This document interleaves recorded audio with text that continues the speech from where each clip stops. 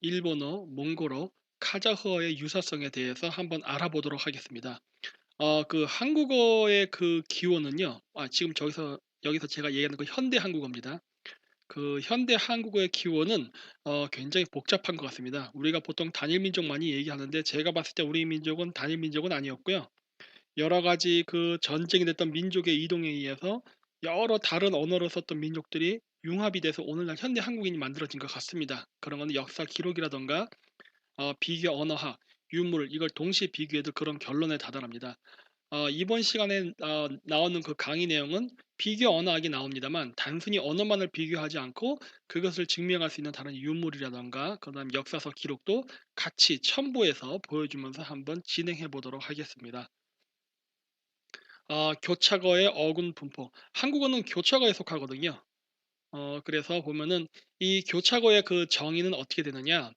교차어는 고리어와 굴절어의 중간적 성격을 띈다. 이 부분 잘 기억해 두십시오. 그리고 어근과 접사에 의해 단어의 기능이 결정되는 언어의 형태이다. 라고 돼서 이 교차어에는 그 한국어, 일본어, 말레이어까지도 포함이 되어 있다라고 되어 있습니다. 자, 그래서 어떤 그 언어학자들은 그 한국어가 알타이계 언어와는 좀 관계가 없는 독자적인 언어라고 하는데 그렇지는 않은 것 같아요. 제가 봤을 때는. 왜냐면 제가 지금 몽골, 그다음에 카자흐스탄 이런 여러 나라를 돌아다니면서 그 유목민족들의 언어를 공부해 봤는데 관련성이 있습니다. 문법도 그렇고, 그다음 단어, 그다음 풍습, 기타 등등 많은 것들이 그리고 DNA도 유사한 게 많지 않습니까? 그래서 한국어가 어떤 뭐 독자적으로 나온 언어가 아니라 그 대륙과 연관성이 상당히 있다 봅니다. 물론 북방에서만 일방적으로 받는 게 아니라 남방 쪽의 언어에서도 영향을 받았어요. 여기 보시면은 교차가 어군의 분포를 보면 동남아시아에도 굉장히 많이 점이 찍혀 있죠. 이게 그 알타이계 언어의 분포는요, 굉장히 전 세계적입니다. 그래서 꼭 알타이계 언어가 그러니까 즉 그 교차어라고 해야겠죠. 언어가 일방적으로 북쪽에만 분포해 있다는 것은 어떻게 보면 우리가 뭐랄까 편견이랄까요? 아마 그렇다고 볼 수 있습니다. 자, 그래서 아까 앞쪽에서 나왔죠. 이 교차어는 굴절어와 고리어의 중간 형태이다. 이것도 굉장히 의미 있는 분석이라고 봐요. 왜 그러냐면은 이 여러 그 유목민족들의 그 신화라든가 물론 우리나라도 마찬가지입니다만 보면은 그 기원이 중앙아시아라고 되어 있는 경우가 굉장히 많거든요. 물론 우리나라의 그 제야사학자 중에도 그 좀 민족주의적 성향이 강한 사람들은 백두산을 중심으로 온 세계 인류가 퍼졌다 그러는데 저는 그건 좀 아닌 것 같습니다. 왜냐면은 일단 그저께는 예를 들어 그게 증명이 되려면요. 백두산 주변에 그 고대 유적지가 있어야만 돼요. 뭐 수도가 됐든 뭐가 됐든 뭔가 있었을 거 아닙니까? 근데 그런 게 존재하지 않죠. 그리고 뭐 거기에 관련된 신화도 없습니다. 그리고 그 여러 언어의 변화라든가 분석을 해봐도 안 맞아요. 뭔가 고리가. 근데 여기 그 서양 학자들이 이 연구해서 분류할 때 언어를 체계적으로 나누는데 사실 여기서 더 나아가지고 그 러시아의 역사학자가 있는데 그 사람이 만든 보리안 시오리라 그래서 보리안 이론이라는 게 있는데 이게 뭐냐면 전 세계 언어는 하나로부터 갈라져 나왔다 해요. 사실 그런 이야기는 이 중앙아시아 탱그리 신화에도 나옵니다.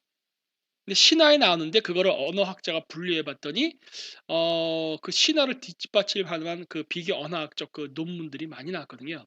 저도 이 부분은 맞다고 저도 지지하는 쪽인데 그런 여러 가지 정황 증거와 그다음에 그 이것과 관계없이 서양 학자들이 연구한 그 뭐랄까 교차어의 그런 여러 분포를 보면은 그 언어의 그 성격이 굴절어와 고리어, 즉 굴절어라는 건 인도 유럽 어계 같은 어족이에요.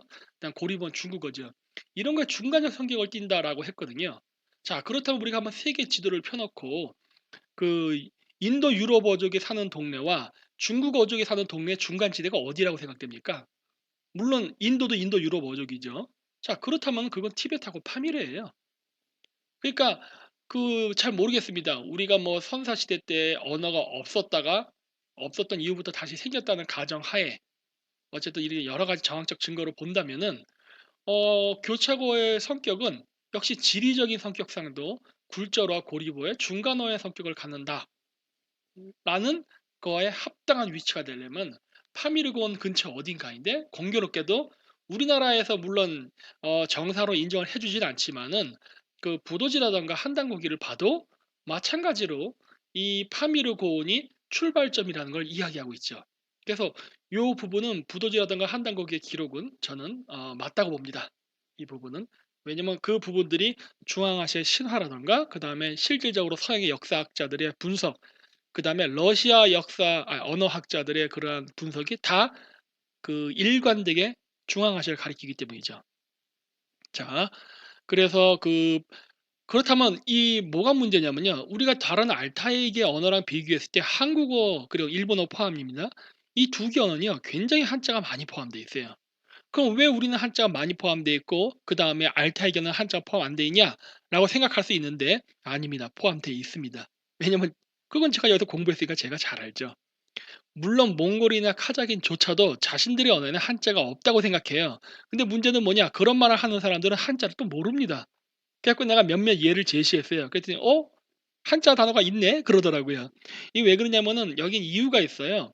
어 옛날 때 최초에 우리가 그 글자를 쓰던 당시에는 여러분도 아실 겁니다. 암각화라 그래서 벽에다 막 그 바위에다가 그림을 그렸었거든요. 그 막 사슴 같은 거 이런 거 그려진 거 보셨죠? 이건 뭐 한국뿐만이 아니라 뭐 전 세계적으로 나타나죠. 그래서 최초의 문자가 생길 때는 상형 문자로 시작했거든요. 그래서 뭐 소, 돼지, 산 이런 것들 한자도 마찬가지죠. 근데 상형 문자로 시작을 했는데 인류가 문명이 발달하면서 점점 복잡해지게 사회가 발전하다 보니까 그러한 복잡한 것들을 표현하기 위해서 예를 들어서 옛날 땐 직접적인 걸 많이 했죠. 뭐 삶, 물, 강, 바다 이런 식으로 우리가 인지할 수 있는 걸. 근데 그런 것들이 아니라 철학, 사sak, 사상, 문화, 사랑, 평화 이런 것들은 어떻게 표현해야 되나요? 이게 사용 문자로 표현이 안 되지 않습니까?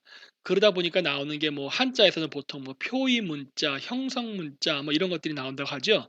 이런 식으로 그 요 고대에 교착을 썼던 사람들이 그 최초의 한자에 해당하는 한자는 그 한족의 문화가 아니라 원래 유목민족의 문화거든요. 그래서 최초의 해당하는 상형 문자를 쓰다가 그거를 이제 점차 개량을 하는데 나중에 사회가 복잡해짐에 따라서 표현하는 그 한자가 숫자가 많아지고 횟수가 증가하면서요. 포기합니다. 너무 힘들어서 그래요. 그래서 어떻게 되냐면 탐가 문자라고 해 가지고 보시면 일종의 세계 최초의 표음 문자입니다.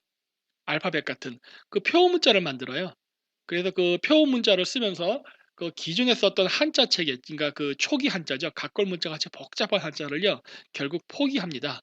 그래서 옛날 때 원시 한자를 쓰던 시절에 만들었던 단어가 현재의 카자흐이나 몽골어 속에 남아 있습니다.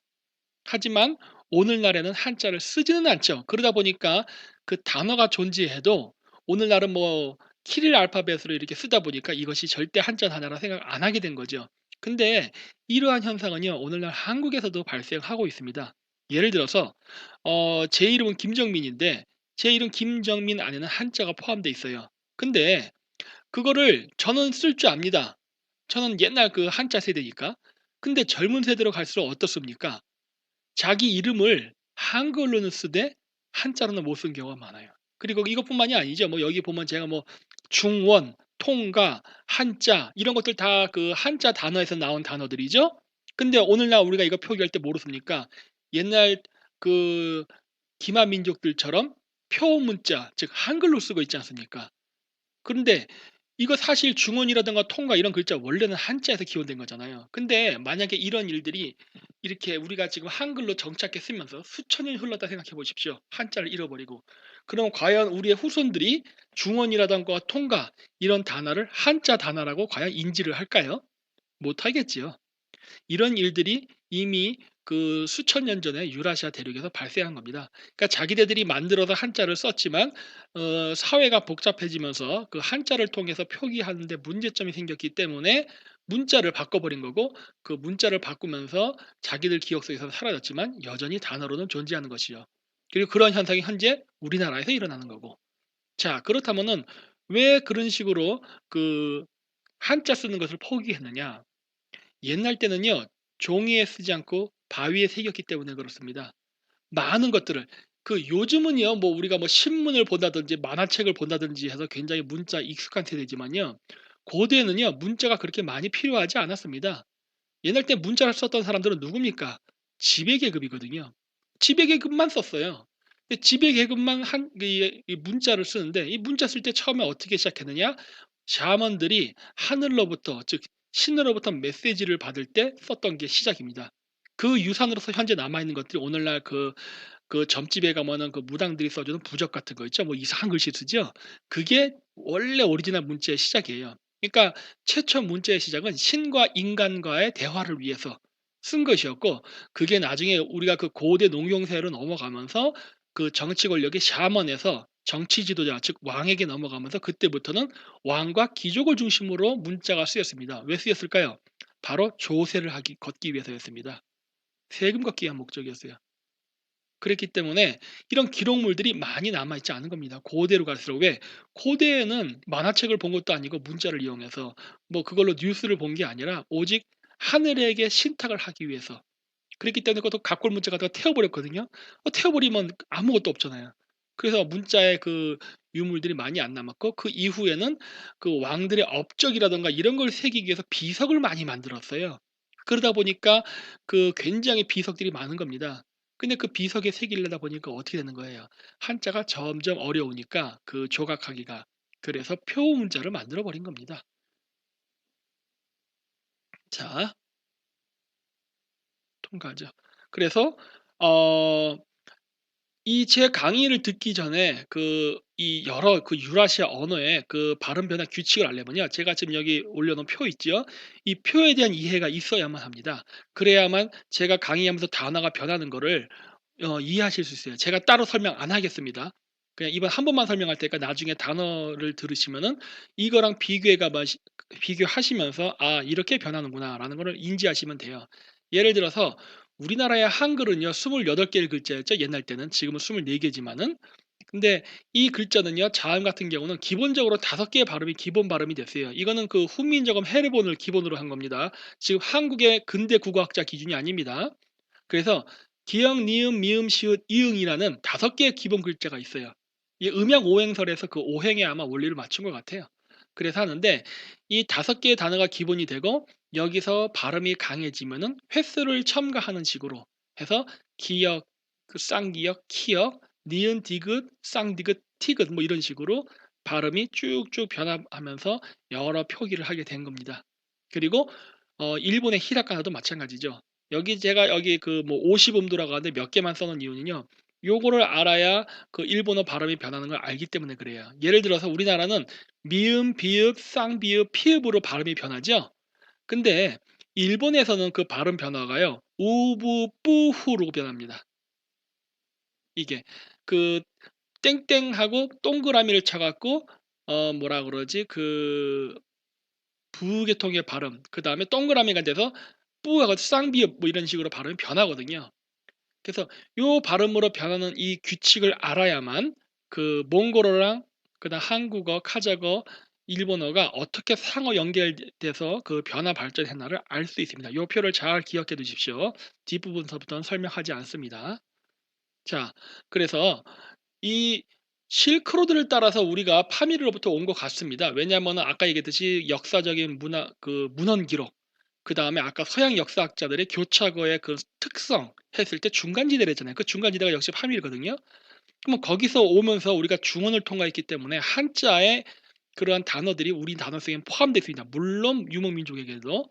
자, 그렇다면 그런 증거들이 존재해야 되는데 제가 너무 많았는데 그 시간 관계상 몇 개만 제가 예를 제시했어요.